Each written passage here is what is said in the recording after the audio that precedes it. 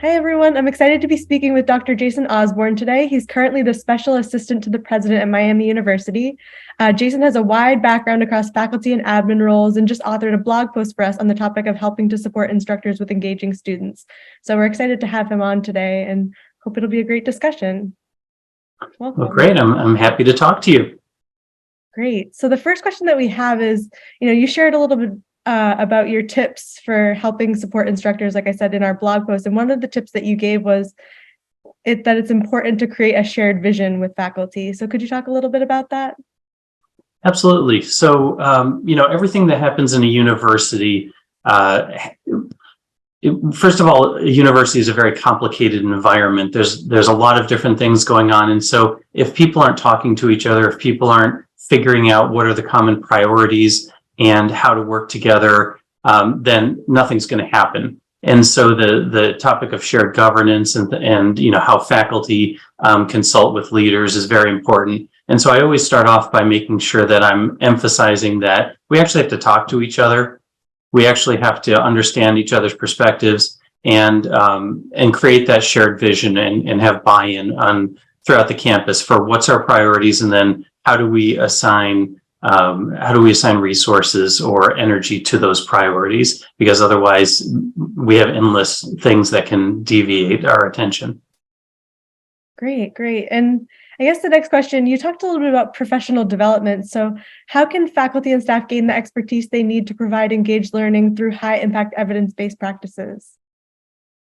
So that's a really good question. And again, if you're not in higher education or if you're not familiar, most folks assume that professors are trained specifically in how to teach, but in reality, we're trained in our discipline, we're trained to do research, we're trained to do a lot of different things. And these things could have been, like in my case, 30 years ago when I started teaching at the collegiate level. And so we have to provide opportunities for faculty to engage in progressive practices and high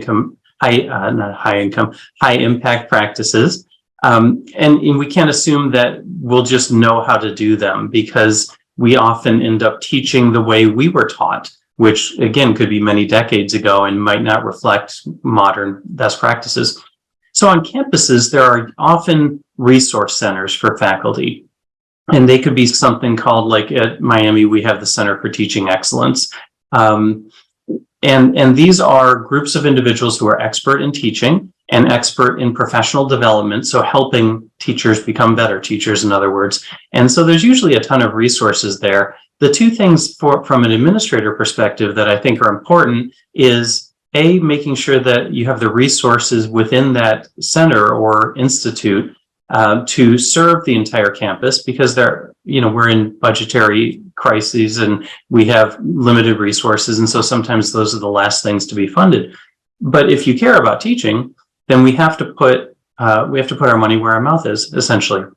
And so making sure those centers have the resources that are needed, and then secondly, making sure that faculty have time to engage those resources, because first of all, teaching takes a lot of effort and energy. Research takes a lot of effort and energy. Mentoring and doing all the other service things that we do takes effort and energy. So we have to find energy and effort and time for faculty to engage in professional development, because that, again, unlearning the way you've taught or learning new skills and then having time to master and practice them is effortful and takes time. So those are some of the things that, around resources that we can do as leaders to make sure our faculty are well supported.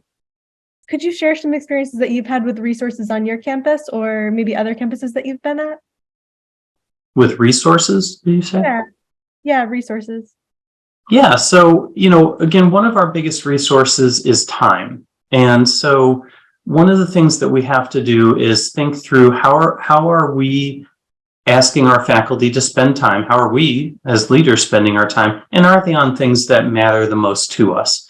And so in any organization, there actually has been a lot of recent discussions around how is time spent, and are meetings effective, and are all the things we fill our days with really contributing to the strategic priorities of the organization, whether it's higher education or some other corporation or entity. And I think those discussions are long overdue for higher education as well. We have traditions of, maybe weekly departmental meetings or research lab meetings or this type of meetings and Senate meetings. And those can fill up a lot of time. But if you think about 20 faculty in a department, 1 hour a week, that's 20 hours a week. And is what's happening in that meeting of such urgency that we can devote 20 person hours a week to that effort. And so by thinking through some of those things, is there a better way to reach our goals rather than having multi-hour meetings where everyone's around a table?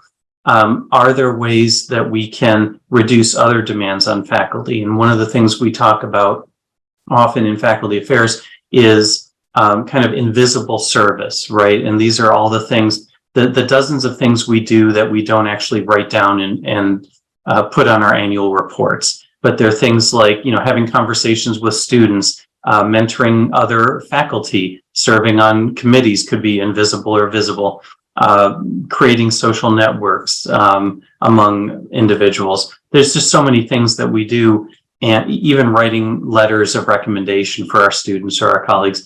And those tend to fall disproportionately on certain faculty. And so trying to reduce the time we spend in meetings that is not effective, trying to reduce the things that we ask people to do that may not be impactful or that they're not getting credit for, or making sure that they do get credit.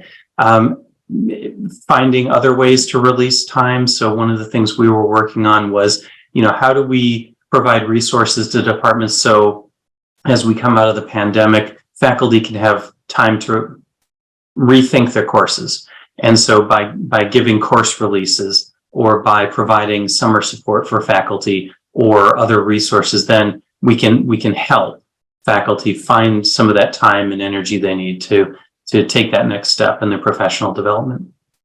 That's great. And that leads right into one of the questions that I was going to ask about how faculty and administration can agree that there's not enough time in the day. How do you think our community campus, which is what a lot of people from this webinar will be coming from, it's our campus of science educators that we have through Labster.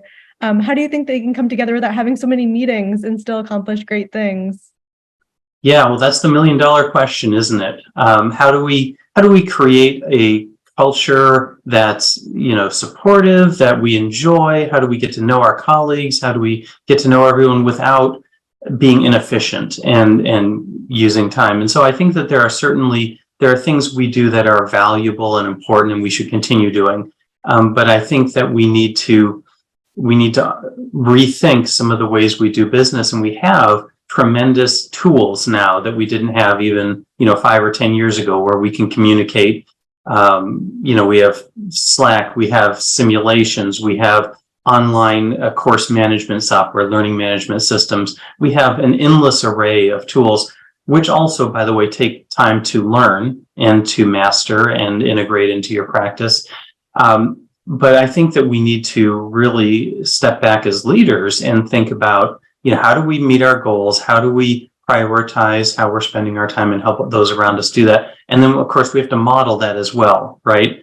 I had a colleague once who would always talk about work-life balance, right? You have to make sure that you're taking time off, but then this person would also, send us emails at 2 or 3 in the morning and ask us to do things on nights, weekends, and holidays. And so you have to both model. You have to say the things, you have to provide the resources, and then you also have to model the behaviors that you want your faculty to do as well. And so all of those things together, I think, can help a campus come together and have those conversations about how do we move forward, how do we set values about engaged learning or more progressive pedagogies, and then how do we go through the steps to resource and adopt those pedagogies broadly in the classroom. Yeah, I think modeling is something that you talked a lot about in the article that you wrote, also about modeling, recognizing burnout within yourself as well. Right. Again, we have to lead from the front, and we can't say we value something, or we can't say you should do something if we're not willing to also do it as leaders. And in this case, many of us are not always in the classroom as much, but we can at least model those values and those behaviors in the way we interact and support our faculty, or in the way we measure things, value things, resource things, et cetera. Great. Great. So one of the last questions that I have is, how can modern tools empower faculty to enable engagement?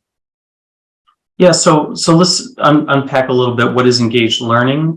You may have already talked about that, but engaged learning is anything where you as a student or a learner, because even old people like me are learning new things, right? You're kind of actively engaging with the topic at hand. You're thinking about it, you're wrestling with it, you're processing it actively, and then you're also, as you do that, then you're creating memory. And part of engaged learning is actually forgetting and then refreshing memory and practice. So we think about learning an instrument or learning how to drive, where you have practice and then you have a time and then you practice again. And those times between practices are where you can forget. And then coming back as you re-engage the material, that kind of reinforces those memories and those learnings. And so it's anything that's engaging kind of actively. And so it can be anything from, writing a quick reaction essay in a course, to having discussions or group work, to going out in the field and doing guided research with a faculty member, doing a study abroad or an internship.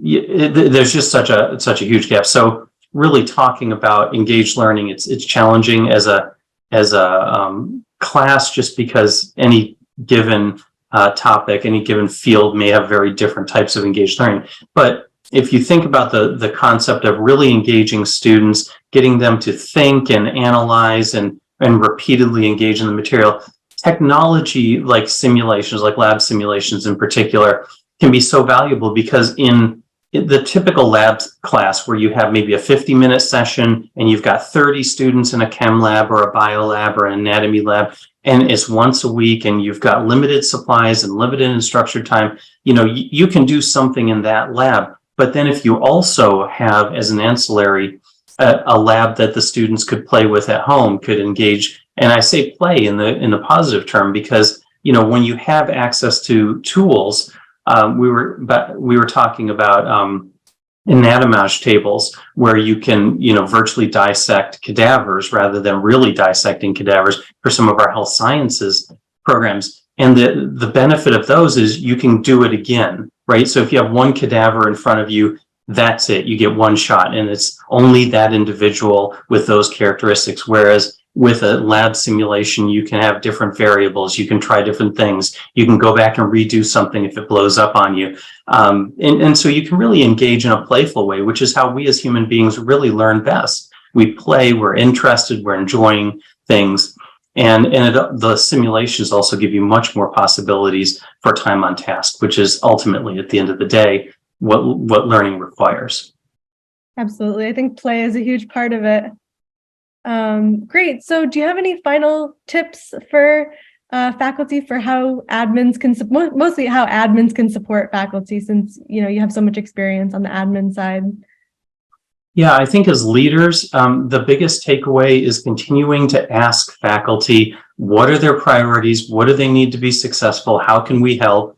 Right? Having those discussions. And those have been really tough during the last few years. Everyone's been focused on so many different things, not to keep going back to the burnout discussion, but if you're burned out, you don't have the energy to engage or to think creatively. And so helping people both kind of re-engage and get back into the flow of things, overcome any burnout or stress or other things that are going on, and then just really think about, where do you want to be in the next X number of years as a professional, as a scholar, and how do we help you get there?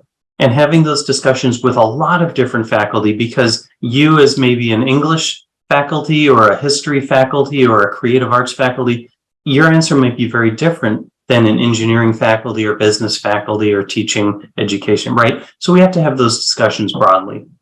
And as leaders, those take a lot of time, but they're very important, because many of us have been faculty, and we can't fall into the trap of assuming, well, we've been there, so we know what you need, right? We have to actually talk, because times change. That's great. It's great that you value, getting their feedback and implementing that. Yeah, our faculty are the greatest resource for an institution of higher education. So we as leaders are doing our job when we're empowering and supporting our faculty. Great. Well, thank you so much for joining us today. I'm glad that it went so well. Well, thank you. It's been fun.